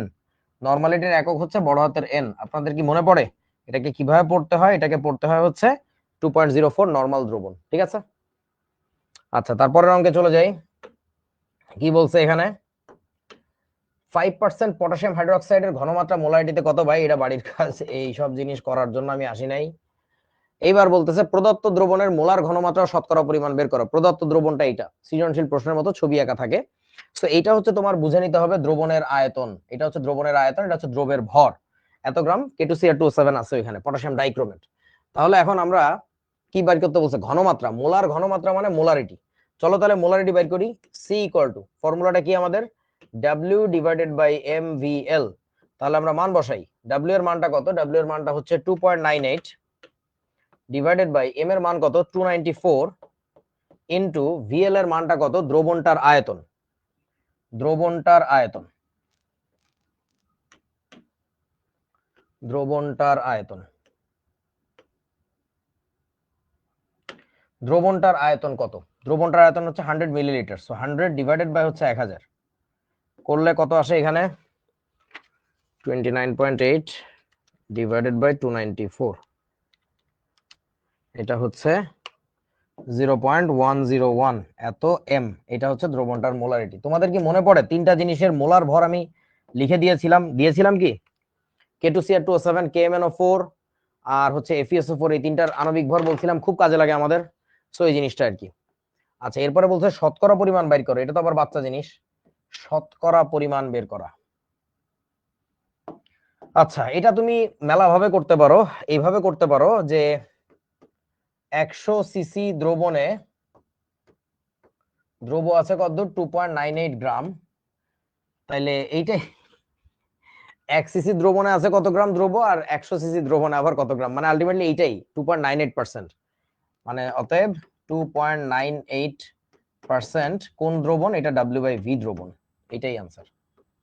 অথবা আরেকভাবে করা যায়, সেটা হচ্ছে দেখো বিকল্প কি করা যায়, শর্টকাট সূত্র মাইরে দেওয়া যায়। C ইকুয়াল টু হচ্ছে 10p বাই হচ্ছে m। সো আমরা মোলারিটি তো জানতাম ওই দ্রবণের 0.101 ইকুয়াল টু 10 থাকলো ইনটু p তে পার্সেন্টেজ, m মানে মোলার ভর। মোলার ভর কত? 294। সো বেসিক্যালি আমাদের পার্সেন্টেজটা আসে কত দেখা যায়, ওইখান থেকে p এর মানটা কত আসে? পিটা আসে হচ্ছে 0.101 ইনটু 294 ডিভাইডেড বাই হচ্ছে 10, মানে আসবে হচ্ছে 2.9 এত পার্সেন্ট। এই পিটাই হচ্ছে পার্সেন্টেজটা। তোমরা কি বুঝিয়াছো আমার কথা?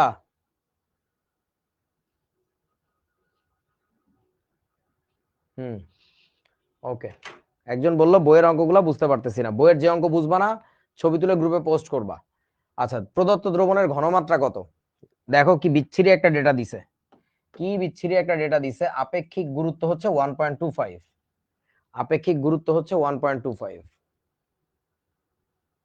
এবং সাথে বলছে 26% HCl। এখন তোমার একটু বোঝা উচিত, এইখানে তো পার্সেন্টেজ কিছু বলে নাই।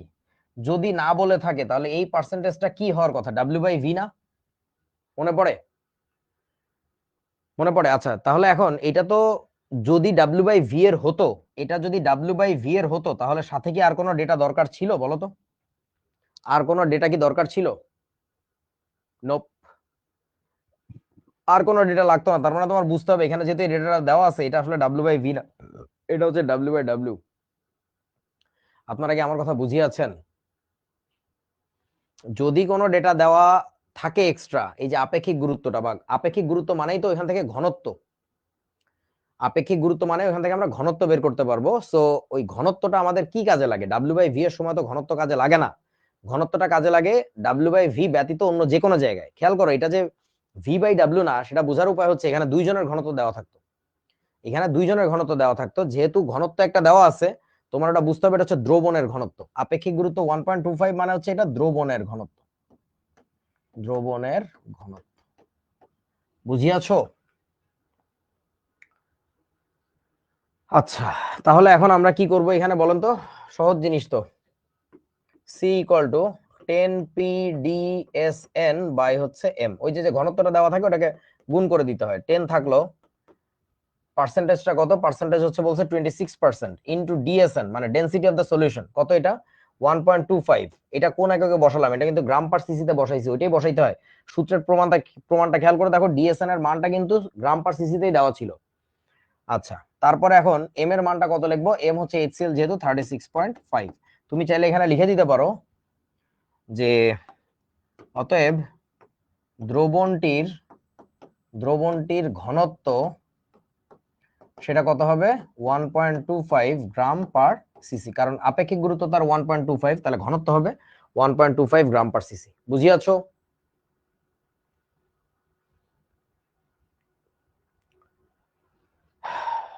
ওকে, এইসব অঙ্ক পরীক্ষায় আসবে না, টেনশন নিস না রে বাবা। এইসব অঙ্ক পরীক্ষায় আসে হচ্ছে এমসিকিউ তে। সো তখন তুই শর্টকাট মারছিস নাকি লং কাট মারছিস, এটা তো স্যারের বোঝার কোনো উপায় নাই, তাই না? বুঝিয়াছো? আচ্ছা, ওকে। তারপরে এটা করিলে যাহা আসিবে তাহাই। কনভেনশন বলে একটা শব্দ আছে, নাম শুনছো তোমরা? কনভেনশন,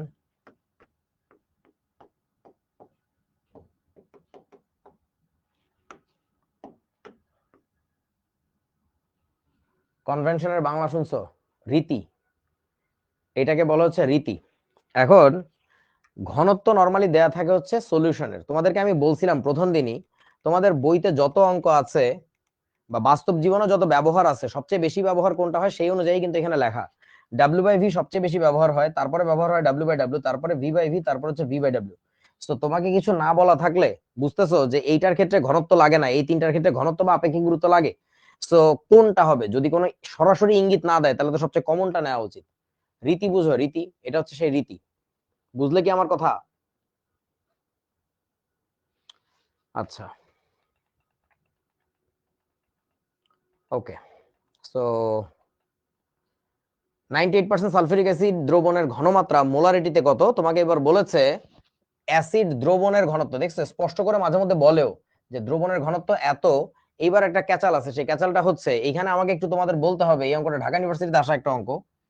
এইখানে তোমাদের বলতে হবে এটা কি বোঝাচ্ছে, গ্রাম পার মিলিলিটার নাকি গ্রাম পার লিটার? বলেন কোনটা কারেক্ট, উপরেরটা নাকি নিচেরটা?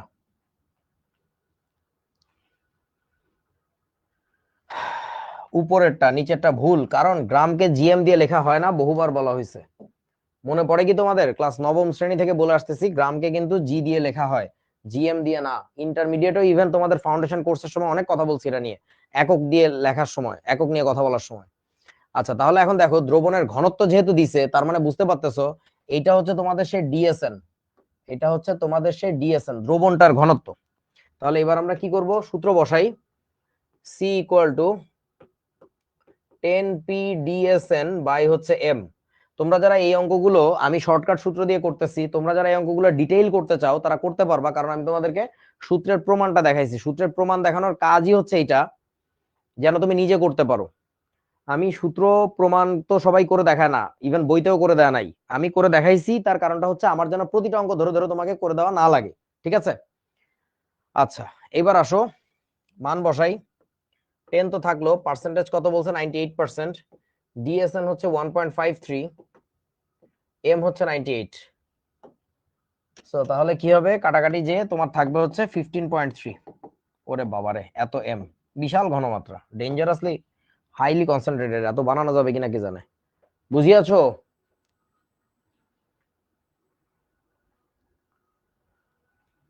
বুঝলে তো নাকি? ওকে, এবার চলো লিমিটিং এজেন্ট নিয়ে কথাবার্তা বলি আমরা। লিমিটিং এজেন্ট নিয়ে কথাবার্তা বলি। লিমিটিং এজেন্ট মানে একটা শর্টেজ পড়ে যাবে, একটা ঘাটতি পড়বে, বুঝো তো? সো ঘটনা হচ্ছে কার ঘাটতি পড়বে? যেমন এখানে মোমবাতির সাথে অক্সিজেনের বিক্রিয়া হচ্ছে, সেখানে অক্সিজেন তো আল্লাহর দুনিয়ায় আছে অনেক, অভাব নাই। তো সেই ক্ষেত্রে লিমিটিং এজেন্ট হচ্ছে তোমার এই মোমটা, ঠিক আছে না? তো এখন এখানে কি কি জানি আগডুম বাগডুম বলছে, বই থেকে নেওয়া জিনিস, এই কথা নিজেরা পড়ে দেখো, আমি বুঝি না এগুলা, কোনো প্রয়োজনের কথা না, আর এগুলা নিয়ে থিওরি জানার দরকার নেই। ছোটবেলায় ঐকিক নিয়মের অঙ্কের মতো করা যাবে, তবে শুধুমাত্র একটা জিনিস খেয়াল রাখতে হবে, অবশ্যই তোমার কি করে নিতে হবে, সমতা করে নিতে হবে। যদি সমতা করে না নাও বিক্রিয়ায়, তাহলে কিন্তু ঝামেলা হয়ে যাবে, অঙ্ক টঙ্ক কিছু মিলবে না। ওকে, হ্যাঁ, রাফা আপুর লেখা অনেক সুন্দর, আসলেই সুন্দর, কারণ বুঝতাবো আমার স্টুডেন্ট ছিল। আচ্ছা, লিমিটিং এজেন্টের একটা নর্মাল আইডিয়া তোমাদেরকে দেখাই। ধরো তোমাদের ফারদিনের বিয়ে, সো ওর বিয়েতে আমরা সিদ্ধান্ত নিলাম, বেসিক্যালি আমি সিদ্ধান্ত নিছি যে খিচুড়ি খাওয়াবো। তো খিচুড়ির রেসিপিটা আমি কেকা আপার কাছে ফোন দিয়ে জেনে নিলাম, যিনি কিনা নুডলসের তেহারি রান্না করেন বা কি কি জানি আরো করেন অদ্ভুত জিনিসপত্র। যে আপা একটু বলে দেন যে কি কি মিশায় খিচুড়ি বানানো যায়, কেমনে কি। তো আপা যেটা বললেন সেটা হচ্ছে তোমার চালের সাথে মিশাবা তুমি ডাল, মিশায় তুমি বানাবা হইতেছে খিচুড়ি। আমি বললাম আচ্ছা ঠিক আছে আপা। এখন তারপর আবার ফোন দিয়ে জেনে নিলাম যে কতটুকু চালের সাথে কতটুকু ডাল মিশাইতে হবে। তো আপা বলে দিল যে 2 কেজি চালের সাথে 1 কেজি ডাল মিশাবা, এইটা হচ্ছে রেশিও, প্রতি 2 কেজি চালের সাথে 1 কেজি করে ডাল মিশাইতে হবে। তো এখন আমি আঙ্কেলের কাছ থেকে কিছু টাকা নিয়ে গেলাম চাল ডাল কিনতে। চাল ডাল কিনতে যাওয়ার পরে আমি ওখান থেকে কিছু টাকা একটু সাইড করছি, সাইড করা বুঝো, কিছু টাকা একটু নিজের কাছে রাখে দিছি, থাকুক আমার কাছে, এটা দিয়ে কেনার দরকার নেই, আমি একটু চকলেট কিনে খাবো। সো তখন আমি চাল কিনলাম হচ্ছে 5 কেজি, সরি 10 কেজি, 10 কেজি চাল কিনলাম। আর ডাল কিনলাম হচ্ছে 4 কেজি। ডাল কেনার সময় টাকা শর্ট পড়ে গেছে, আমি এবার ডাল কিনলাম হচ্ছে 4 KG. So now I need to no যে আমি আসলে এখান থেকে কি পরিমাণে প্রোডাক্ট বাইর করতে পারবো, অর্থাৎ কি পরিমাণে খিচুড়ি আউটপুট দেওয়া সম্ভব। ঠিক আছে, এখন এটা জানার জন্য, মানে এটা জানলে কি হবে, আমার আলটিমেট প্রোডাক্টটা কি পরিমাণে হবে। সো এটা বোঝার জন্য আমি একটা ঐকিক নিয়ম করতেছি। সেই ঐকিক নিয়মটা হচ্ছে, দেখো আগে হচ্ছে ফারদিনের শালাকে দিয়ে হিসাব করাচ্ছি, ঘাড় ধরে বলতেছি অঙ্ক কর, বস, দেখ যে এখান থেকে কতখানি খিচুড়ি বের করা সম্ভব। তো ফারদিনের শালা হচ্ছে চাল নিয়ে হিসাব করতেছে, চাল, চাল নিয়ে হিসাব সে কিভাবে করতেছে, দেখো ভাইয়া 2 কেজি যদি চাল ঠিকঠাক মতো বিক্রিয়া করে, তাহলে এখান থেকে প্রোডাক্ট পাবা তুমি 3 কেজি, 3 কেজি খিচু। কেন 3 কেজি খিচু পাবো বোঝো নাই? 2 কেজি চাল ঠিকঠাক মতো কাজ করলে, বিক্রিয়া করতে পারলে, তার মানে ওখানে 1 কেজি ডাল ছিল, মানে 2 কেজির সাথে 1 কেজি ডাল বিক্রিয়া করবে, পরে টোটাল প্রোডাক্ট হবে কত, 3 কেজি না? আচ্ছা, তাহলে 2 কেজি চাল বিক্রিয়া করলে ঠিক মতো যদি বিক্রিয়া করতে পারে, তাহলে 3 কেজি খিচুড়ি পাওয়া যাবে। তাহলে অতএব 1 কেজি চালের হিসাব কি হবে, আর কত কেজি আমার আছে হচ্ছে 10 কেজি, তাহলে আমরা লিখবো হচ্ছে 10 কেজি চাল থেকে কত আসে খিচুড়ি। তাহলে 10 কেজি থেকে আসবে 3 10 কে 30/2 মানে 15 কেজি, 15 কেজি খিচু। এইটা হচ্ছে ওর শালার হিসাব।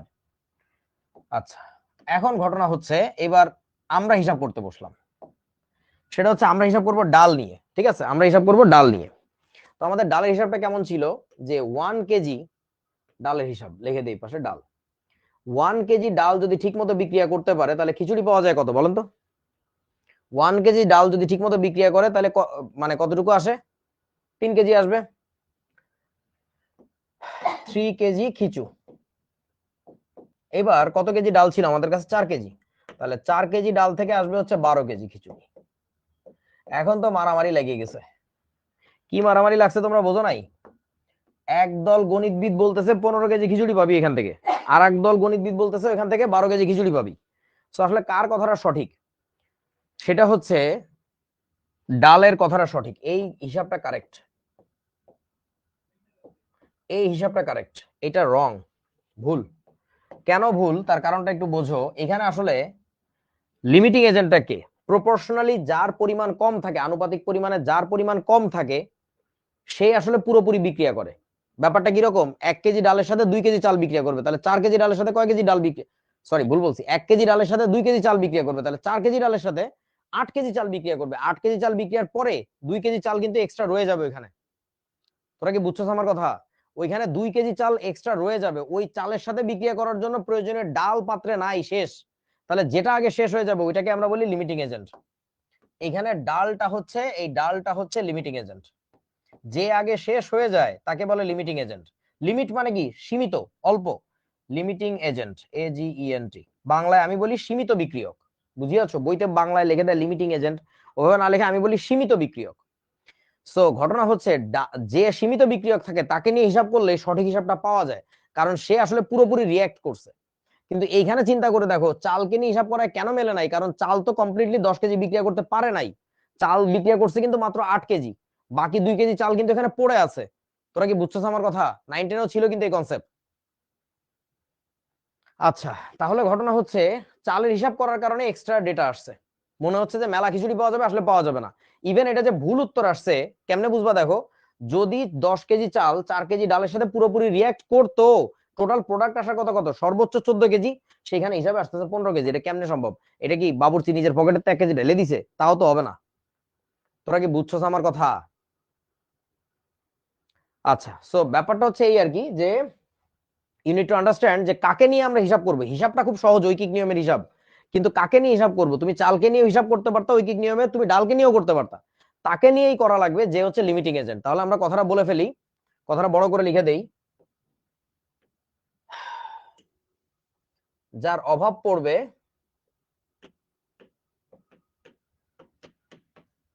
সেই লিমিটিং এজেন্ট,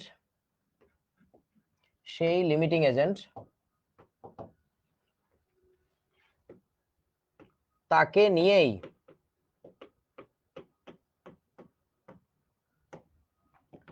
হিসাব করতে হবে। যার অভাব পড়বে সেই লিমিটিং এজেন্ট, তাকে নিয়ে হিসাব করতে হবে। বুঝিয়াছো? আচ্ছা, এখন লিমিটিং এজেন্ট বোঝার জন্য আমার ব্যক্তিগত একটা টেকনোলজি আছে, এটা শিখবা নাকি? একটা শর্টকাট, ধুম করে বুঝে ফেলা যায় নির্ভুল ভাবে, গাণিতিক ভাবে, যে কার হচ্ছে অভাব পড়বে। সেটা হচ্ছে স্কারসিটি রেশিও।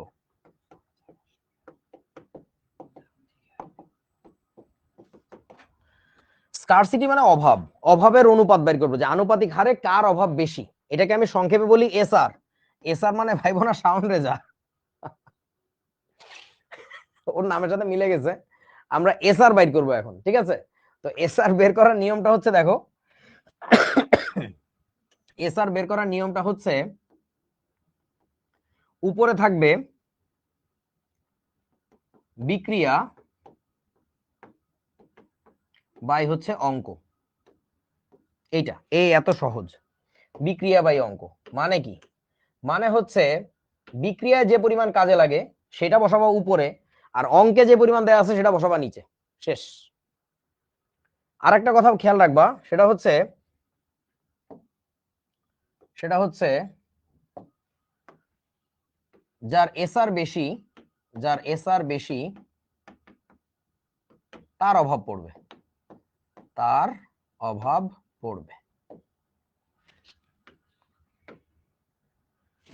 যার এসআর বেশি তার অভাব পড়বে। বুঝিয়াছো? আচ্ছা, চলো আমরা একটু দেখে আসি কাহিনীটা কি।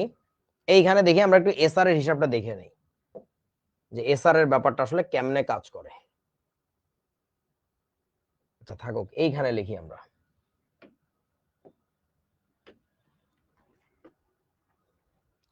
এসআর বাইর করতেছি, দেখো চালের জন্য উপরে কি থাকার কথা, বিক্রিয়া ডিভাইডেড বাই অঙ্ক। সো বিক্রিয়া আছে 2 কেজি চাল, আর অঙ্কে আছে কত, 10 কেজি চাল।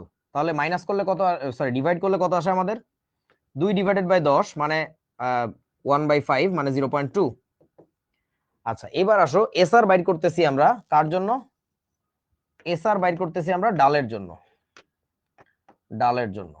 বিক্রিয়া ডিভাইডেড বাই অঙ্ক, বিক্রিয়ায় কত ছিল, 1 কেজি ডাল, অঙ্কে কত ছিল, 4 কেজি ডাল। তাহলে 1/4 মানে কত, 0.25। দেখেন তো এসআর এর ভ্যালুটা বেশি কার, একটা 0.25, এটা হচ্ছে 0.2। সো এসআর বেশি কার? ডালের। সো যার এসআর বেশি তারই অভাব পড়বে, তাকে নিয়েই তুমি ঐকিক নিয়মটা হিসাবটা করবা, তাহলে তোমার অঙ্ক মিলবে। বুঝিয়াছো ছোট্ট বন্ধুরা? আর যদি কেউ না বোঝো যে এসআর বাইর করে কেমনে বা এটা বের করে কেমনে বোঝে, কাকে নিয়ে হিসাব করব, কোনো টেনশনের কিছু নাই, তুমি দুইজনকে নিয়ে রাফে হিসাব করবা। রাফে হিসাব করবা দুইজনকে নিয়েই। করার পরে দেখবা যেটার ডেটা কম, একটাতে আসছে 15 কেজি খিচুড়ি পাওয়া যাবে, একটাতে আসছে 12 কেজি খিচুড়ি, যেখানে ডেটা কম ওটাই আনসার, বাড়ি যাও, শেষ। ওটারে পরীক্ষার খাতায় লিখে দিয়ে চলে আসবা, রাফে আগে করে দেখবা যে কোনটা নিয়ে হিসাব করলে কত আসে। বুঝিয়াছো? এই আর কি। হ্যাঁ, তুই বাড়ি যাবি না, স্যাররে বলবি বাড়ি যা, সরি বাড়ি যান। চলো অঙ্ক করি এখন। সেটা হচ্ছে তোমাকে বলেছে, কি বলছে, নাইট্রোজেন ও হাইড্রোজেন গ্যাস থেকে হেবার পদ্ধতিতে অ্যামোনিয়া উৎপাদন করা হয়। মাশাআল্লাহ, তা তো আমরা জানি হেবার বস পদ্ধতি। 500 গ্রাম নাইট্রোজেন এবং 100 গ্রাম হাইড্রোজেন গ্যাসের মিশ্রণ থেকে কত গ্রাম অ্যামোনিয়া উৎপাদন করা সম্ভব? এক্ষেত্রে কোনো লিমিটিং বিক্রিয়ক বা সীমিত বিক্রিয়ক আছে কিনা শনাক্ত করো। চলো বিক্রিয়াটা লিখি। এট ফার্স্ট তোমার রিঅ্যাকশনটা লিখতে হবে। রাফা আপু বড় করে লিখে দিয়েছে যে বিক্রিয়া সমতা করা মাস্ট। তাহলে নাইট্রোজেনের সাথে কার বিক্রিয়া দিব? হাইড্রোজেনের বিক্রিয়া। আমরা সমতা জানি, এখানে 3H2 হবে। তো সমতায় তৈরি হবে হচ্ছে অ্যামোনিয়া, মানে সরি, বিক্রিয়া করে তৈরি হবে অ্যামোনিয়া, সমতা করলে 2। এবার দেখো তো নাইট্রোজেন কত গ্রাম বিক্রিয়া করে। এখানে নাইট্রোজেন আছে কত গ্রাম? এটা হচ্ছে 28 গ্রাম। জানো তো নাইট্রোজেন আণবিক ভর 28, 14 হচ্ছে পারমাণবিক ভর, আর এখানে হাইড্রোজেন আছে কত? 6 গ্রাম। তাহলে এখন আমরা চলো একটু সাইড দিয়ে এসআর বের করে আসি, চিপা দিয়ে এসআর বের করি। আচ্ছা, কি লিখবো আমরা? এসআর ফর নাইট্রোজেন, এটা বাইর করতেছি। বিক্রিয়া ডিভাইডেড বাই অঙ্ক, বিক্রিয়ায় কত? 28 গ্রাম। আর অঙ্কে কত? অঙ্কে হচ্ছে 500 গ্রাম। তাহলে 28 ডিভাইডেড বাই 500, এটা করতে হবে। এটার মান আসে কত একটু দেখা যাক। বিক্রিয়া বাই অঙ্ক, 28 ভাগ হচ্ছে 500, এটা করলে আসবে হচ্ছে তোমার 0.056। এবার এসআর বাইর করবো হচ্ছে আমরা কার জন্য? হাইড্রোজেনের জন্য। তাহলে হচ্ছে তোমার 6 বিক্রিয়া বাই অঙ্ক, 6 বাই অঙ্কে কত আছে? 100 গ্রাম, 6 বাই 100, তাহলে হচ্ছে 6 ডিভাইড বাই 100, এটা করলে আসে 0.06। তাহলে এখন বলেন অভাব পড়বে কার? লিমিটিং বিক্রিয়ককে বলো। এসআর বেশি কার? নাইট্রোজেনেরটার হচ্ছে 0.056 আর হচ্ছে 0.06 হাইড্রোজেনের। তাহলে অতএব লিমিটিং এজেন্ট বা লিমিটিং রিএজেন্ট যাই লেখো, লিমিটিং এজেন্ট হলো hydrogen. That is your answer. এবার আমরা কি করব? ঐকিক নিয়ম করব, বাট ঐকিক নিয়মটা করব কাকে নিয়ে বলেন তো? ঐকিক নিয়ম করব হাইড্রোজেনকে নিয়ে। তাহলে কি বলবো? এখানে অ্যামোনিয়া তৈরি হয়েছে কত দেখো তো? 17 দুগুণে 34, 34 গ্রাম। তাহলে বলা লাগবে 6 গ্রাম হাইড্রোজেন থেকে অ্যামোনিয়া আসে কত? 34 গ্রাম, 34 গ্রাম অ্যামোনিয়া। অতএব 1 গ্রাম হাইড্রোজেন থেকে কত আসবে? আর কত গ্রাম হাইড্রোজেন ছিল? 100 গ্রাম। 100 গ্রাম থেকে কত আসবে? তাহলে 34 into 100 divided by 6, 34 into 100 by হচ্ছে 6, তাহলে আসবে হচ্ছে 566.67 এত গ্রাম। That is your answer. এতটুকু অ্যামোনিয়া আসবে।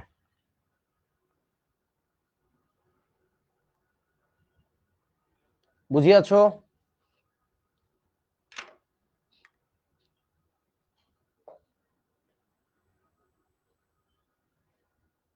আমার অঙ্ক ঠিক আছে তো নাকি? সব বুঝছি না, না নানির কসম, না এগুলো কইরো না। ওকে, পরের অঙ্ক দেখি আমরা কি বলেছে। 2.02 গ্রাম ক্যালসিয়াম, খুবই সুন্দর অঙ্ক। 2.02 গ্রাম, বুয়েটে আসা অঙ্ক।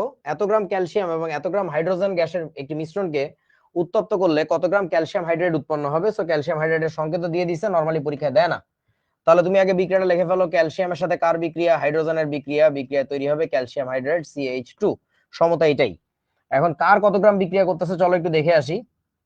ক্যালসিয়ামের বিক্রিয়া করছে হচ্ছে 40 গ্রাম, হাইড্রোজেনের বিক্রিয়া করছে হচ্ছে 2 গ্রাম, এটা হচ্ছে 42 গ্রাম। ডান। এখন আমরা একটু এসআর বের করে আসি। এসআর রাফে করতেছি, এটা স্যারদেরকে দেখায় দেওয়ার দরকার নাই যে হোয়াট ইজ এসআর।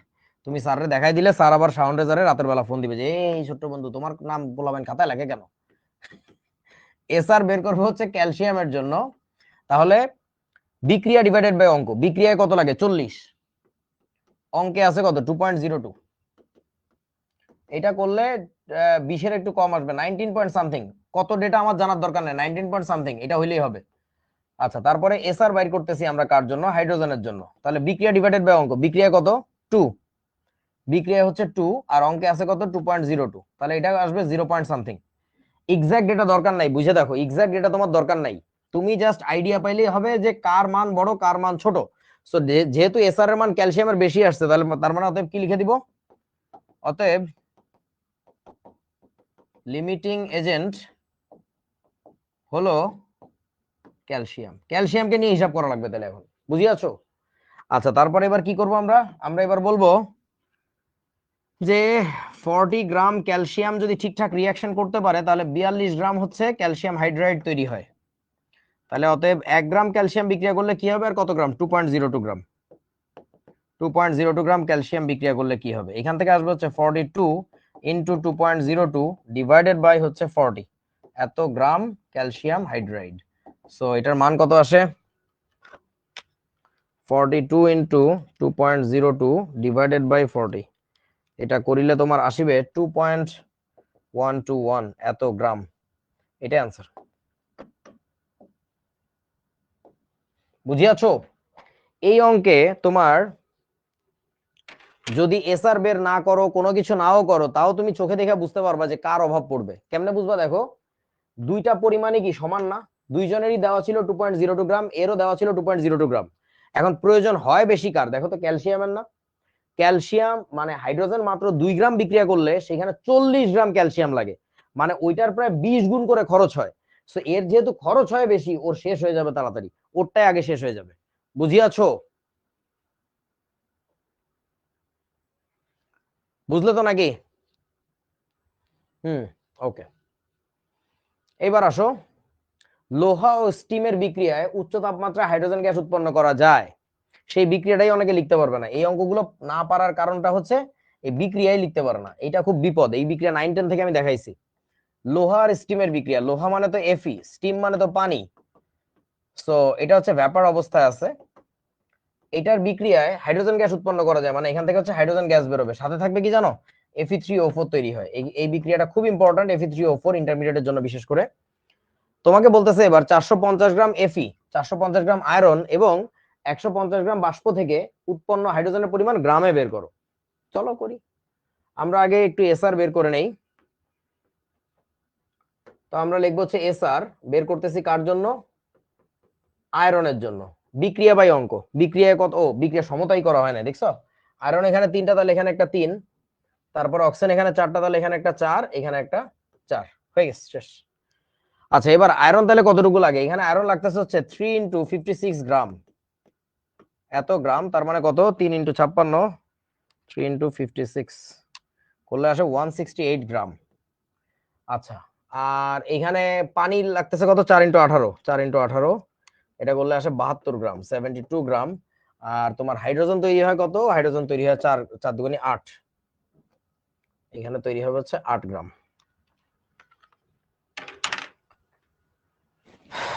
এইবার আমরা এসআর বের করো। আমরা এবার এসআর বের করব কার? আয়রনের। আয়রনেরটা কিভাবে বের করব? বিক্রিয়া বাই অঙ্ক, বিক্রিয়া লাগে 168, অঙ্কে আছে কত? 450, তাহলে 168 ডিভাইড বাই 450, দেখো তো কত আসে? এই বিক্রিয়া বুঝবি কেমন? এই বিক্রিয়া তো আমি বুঝি না, বাট বিক্রিয়া পারি। আচ্ছা, 0.3733। রসায়নের সবচেয়ে গভীরতম নিগুড় জিনিস হচ্ছে বিক্রিয়া। তো যারা হচ্ছে ধরো সংকেত শিখতে চায় না, ইলেকট্রন বিন্যাস শিখতে চায় না, কোন একটা পদার্থের ধর্ম মনে রাখতে চায় না, তার খুব কষ্ট হয়, পর্যায় সারণী শিখবে না, তাদের জন্য বিক্রিয়া বোঝা না। বিক্রিয়া হচ্ছে রসায়নের সবচেয়ে নিগুড় জিনিস, সবচেয়ে গভীরতম জিনিস। তো বিক্রিয়া যদি কেউ বুঝতে চাও, তাদের কথাবার্তা ওইরকমই হয় না, তারা বোঝে যে আসলে মানে কি বলে এটাকে, যে রসায়ন আসলে অনেক কিছু শিখে তারপরে বিক্রিয়া শিখতে চাইতে হয়, বুঝছো না? তারা ওইভাবে কথাই বলে না, তারা জানে যে আসলে এই বিক্রিয়া শিখতে সবচেয়ে বেশি প্যারা, সবচেয়ে বেশি গভীর মনোযোগ লাগে। সো জিনিসটাই আলাদা আর কি, ঠিক আছে? আচ্ছা, এবার আসো, এসআর বের করতেছি আয়রনের জন্য 0.3733 আসছে, এটা কার? আয়রনের। এবার বের করবো আমরা এসআর কারটা? পানিরটা। পানি বলতে স্টিম, H2O। আচ্ছা, তাহলে এবার পানিরটা কেমনে বাইর করা যায়? 72 ডিভাইডেড বাই কত হবে? 72 ডিভাইডেড বাই 150, বিক্রিয়া ডিভাইডেড বাই অঙ্ক। তাহলে 72 ভাগ 50, 72 ভাগ হচ্ছে 50, এটা করলে আসে হচ্ছে 1.44, 1.44। ডেফিনেটলি পানির অভাব পড়বে, বিক্রিয়ায় পানির অভাব পড়বে। তার মানে অতএব লিমিটিং এজেন্ট, প্রতিটা অঙ্কে একই রকম, নতুনত্বের কিছু নাই। লিমিটিং এজেন্ট হচ্ছে কি? H2O। বুঝিয়াছো ছোট্ট বন্ধুরা? এই আমার কি ভুল হয়েছে নাকি? 168 ডিভাইডেড বাই 450, 0.3733, ঠিকই তো আছে। 72 ডিভাইডেড বাই 150, এটা করল, ও সরি সরি সরি, 1.44 কেন লিখলাম? আমার একটু ক্যালকুলেটর টিপতে ভুল হয়েছিল। সো এটা হচ্ছে 0.48। সো তারপরে আনসার কারেক্ট, ভুল করে আনসার কারেক্ট হয়ে গেছে। হুম, আচ্ছা এবার আসো, তারপর আমরা কি লিখবো এবার? পানি নিয়ে তাহলে হিসাব করতে হবে। তাহলে এবার কি বলবো? 72 গ্রাম পানি যদি বিক্রিয়া করতে পারে, তাহলে ওইখানে তোমার হাইড্রোজেন তৈরি হবে কত? হাইড্রোজেনের পরিমাণ জানতে চাইছে, তাহলে হচ্ছে 8 গ্রাম হাইড্রোজেন। তাহলে অতএব 1 গ্রাম পানি বিক্রিয়া করলে কি অবস্থা হবে? আর কত গ্রাম পানি? পানি দিছিল কত? এই যে 150 গ্রাম। তাহলে 150 গ্রাম পানি, এটা থেকে আসবে হচ্ছে 8 ইন্টু 150 ডিভাইডেড বাই কত? 72, এত গ্রাম হাইড্রোজেন।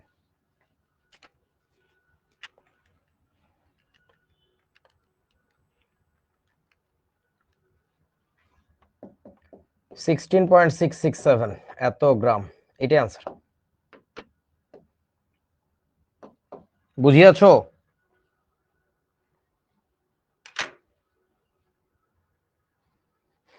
হুম, আচ্ছা 3 দাগ কেন? অনেক একটা প্রশ্ন আছে, 3 দাগ কেন? তোমরা কি গতকালকের ক্লাসটা করো নাই? 3 দাগ কখন দেওয়া হয়? যখন আমরা বুঝাইতে চাই যে ওর মধ্যে আরো জিনিসপত্র আছে, আমরা শুধু আমাদের প্রয়োজনীয় কনসার্ন টপিকটা নিয়ে কথা বলতেছি। এখানে কি শুধুমাত্র পানি যদি থাকে 72 গ্রাম, 72 গ্রাম পানি থেকে কি মাত্র 8 গ্রাম হাইড্রোজেন আসে? আরো অনেক গ্রাম হাইড্রোজেন বের করা যাবে, সেটা ভিন্ন বিক্রিয়া। বাট এই বিক্রিয়ায় যদি 72 গ্রাম পানি বিক্রিয়া করে ঠিকঠাক মতো, সাথে অন্যান্য জিনিস সহ, তাহলে 8 গ্রাম হাইড্রোজেন তৈরি হবে। বাকি তো আরো জিনিস ছিল, ওগুলাকে তো আমি কনসিডার করতেছি না। দ্যাটস আমরা এখানে 3 দাগ দিচ্ছি। 3 দাগ দেওয়ার কারণটা হচ্ছে আমরা শুধু ওই টপিকটুকু নিয়ে কথা বলতেছি। তোমরা কি বুঝিয়াছো আমার কথা?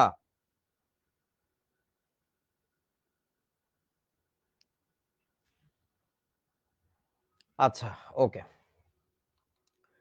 এরপরে আরো একটা অঙ্ক আছে, মিথেন ও অক্সিজেনের মিশ্রণের দহনে কার্বন ডাই অক্সাইডের পানি বাষ্প তৈরি হয়। হ্যাঁ, স্বাভাবিক কথা। 2 গ্রাম মিথেন, এখানে বলছে 2 গ্রাম মিথেন এবং 4 গ্রাম অক্সিজেনের মিশ্রণের দহনে উৎপন্ন সর্বোচ্চ পরিমাণ কার্বন ডাই অক্সাইডের ভর ও এসএটিপি তে আয়তন কত হবে? এসএটিপি, সুন্দর অঙ্ক কিন্তু এসএটিপি। তাহলে চলো আমরা একটু করি। মিথেন আর কার দহন? সরি, মিথেন CH4, মিথেন আর হচ্ছে অক্সিজেনের দহন। এটা দহনের ফলে আমরা তো জানি কার্বন ডাই অক্সাইডের পানি তৈরি হয়। সো এই বিক্রিয়াটি এবার সমতা করা লাগবে। সমতা করতে গেলে কার্বন একটা মিলে গেছে, হাইড্রোজেন 4টা, তাহলে এখানে একটা 2 হবে। অক্সিজেন 2 আর 2 4, তার মানে এখানে একটা 2 হবে। ডান। এখন দেখো তো কে কত গ্রাম বিক্রিয়া করে? মিথেন বিক্রিয়া করতেছে এখানে দেখা যাচ্ছে 16 গ্রাম, আর এখানে অক্সিজেন বিক্রিয়া করতেছে হচ্ছে 32 গ্রাম। ঠিক আছে, ওকে। এখন সর্বোচ্চ পরিমাণ কার্বন ডাই অক্সাইডের ভর জানতে চাইছি, তাহলে কার্বন ডাই অক্সাইড এখানে তৈরি হচ্ছে কত? 44 গ্রাম। এখন আমরা যে কাজটা করব, এসআর এর মান বের করব। তাহলে এসআর বের করতেছি কার জন্য? এসআর বের করতেছি মিথেনের জন্য, CH4।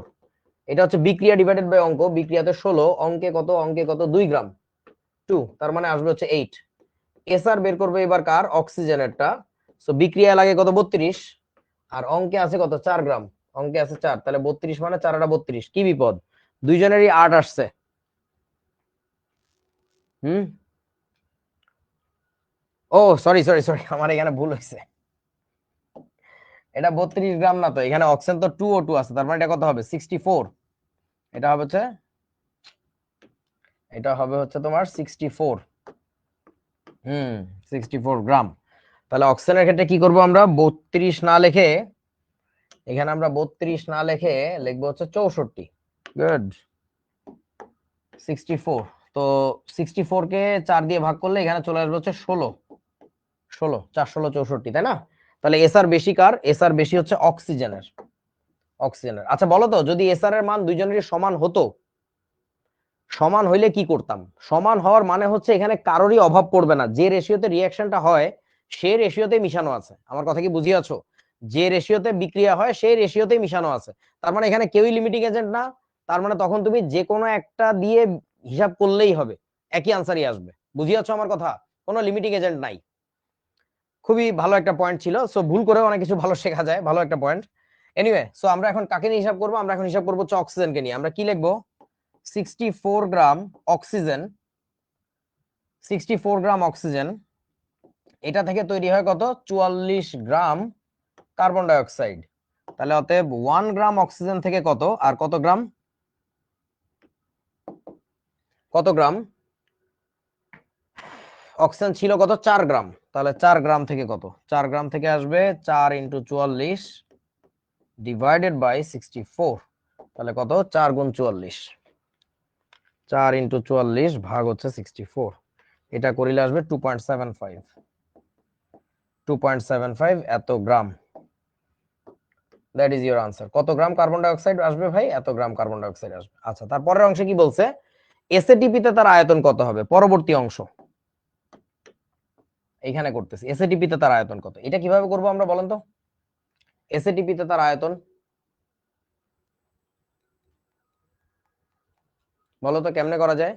সামিন ইয়াসার বলছে পিভি, রাইট। তুমি পিভি ইকুয়াল টু এনআরটি দিয়ে করতে পারো। PV equal to nRT. আমাদের কি লাগতো? ভলিউম লাগবে। তাহলে আমরা প্রেসার বসাবো কত? 1 অ্যাটমসফিয়ার বসাইলাম। এবার ভলিউমটা বের করব। মোল সংখ্যা কত লিখবো? মোল সংখ্যার জায়গায় লিখে দিব W/M। So carbon die oxide যেটা তৈরি হয়েছে তার ভর হচ্ছে 2.75 গ্রাম। তাহলে 2.75 ডিভাইডেড বাই হচ্ছে 44 ইনটু আর এর মান লিখবো 0.0821 ইনটু টেম্পারেচার কত? টেম্পারেচার কত? ও তো বলছে এখানে এসএটিপি, তার মানে কত বলেন তো? 298 কেলভিন। 298 কেলভিন, তাই না? চাপায় নিয়ে আসি।